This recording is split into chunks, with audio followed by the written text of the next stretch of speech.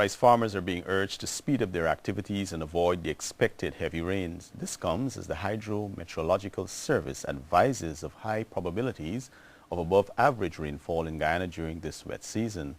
The Guyana Rice Development Board says some 95% of the current rice crop countrywide has already been harvested.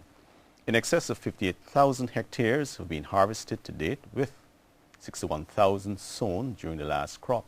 Sowing, however, has also commenced for the next crop, with 85% of the land in advanced stage to the preparation of land for such.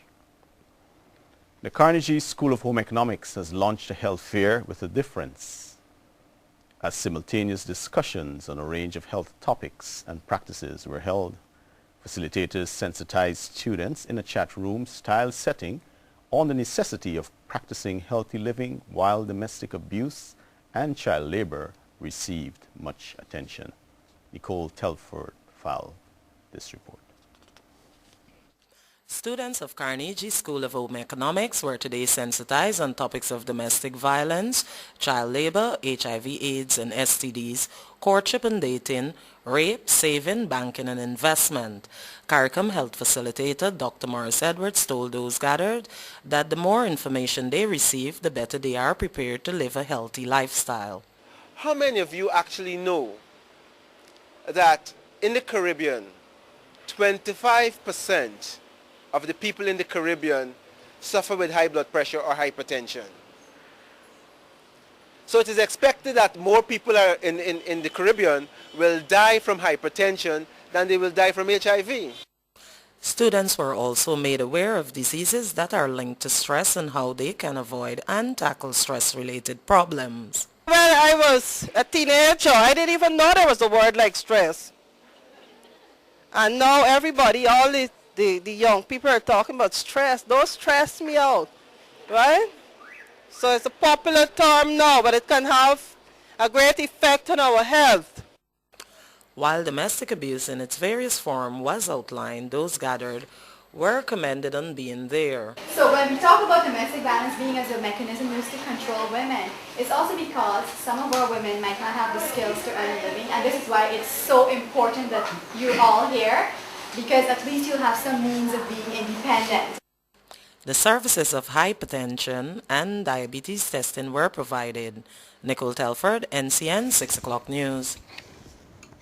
City Hall workers may actually see a bright Christmas after all, as Mayor Hamilton Green disclosed that they are likely to receive December salaries. Green, who earlier said this may not be possible, is now saying that the council is strongly examining systems to ensure its workers are paid. Josal Archibald has details. Ongoing financial woes at City Hall has always been a wide problem, with announcements of several projects being placed on hold and workers not being paid. The council had continued to say that it cannot pay what it doesn't have. This was conveyed just last week by the mayor himself in an invited comment. But now the mayor told NCN that workers may be paid after all, as several options are being examined. But payment to workers is a non-negotiable as far as I'm concerned. The question does not arise. Workers must be paid.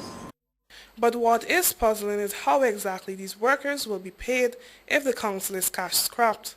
Yet confusingly, the mayor told NCN that nothing is guaranteed and the council will be relying on collection of taxes. We continue our effort to collect taxes and the other revenue areas that we have been working on for many, many years.